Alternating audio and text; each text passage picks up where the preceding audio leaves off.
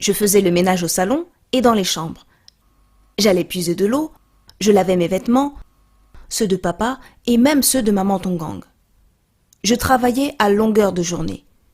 Ce qui faisait que je n'avais plus de temps pour jouer, pour dessiner, qui était d'ailleurs ma passion, et même pour faire mes devoirs.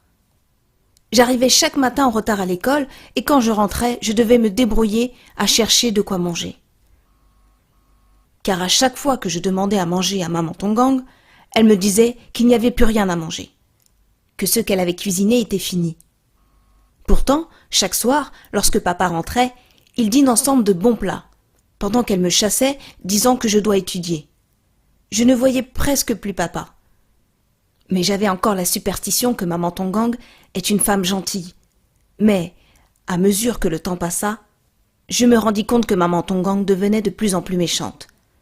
J'avais même plus d'argent pour aller à l'école, pour acheter mes livres, et encore moins pour acheter mes vêtements. Puis un soir, papa reçut l'appel du proviseur qui lui expliqua que je venais toujours en retard à l'école, que je ne faisais jamais mes devoirs et que je n'avais aucun livre. Papa m'appelle de suite pour me demander la raison de ce dérapage. Alors que papa m'interrogeait, maman Tongang faisait des signes que j'essayais de comprendre, ce qui me rendait muet devant les questions de papa.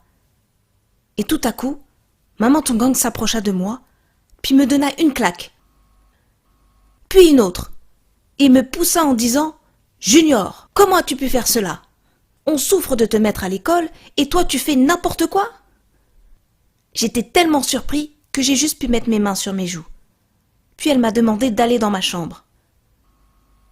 J'ai regardé papa un long moment, attendant une réaction de sa part, mais rien. Il m'a juste dit « Junior, va dans ta chambre maintenant !» Et directement, j'obéis.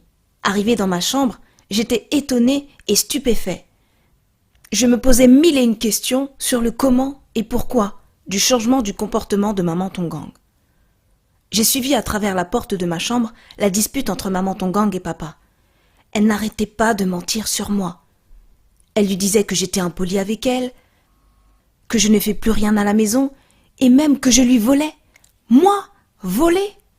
Là, c'était trop. Mais papa, au lieu de me défendre, s'est excusé devant elle. Il a dit qu'il s'assurait que je ne recommencerais plus jamais.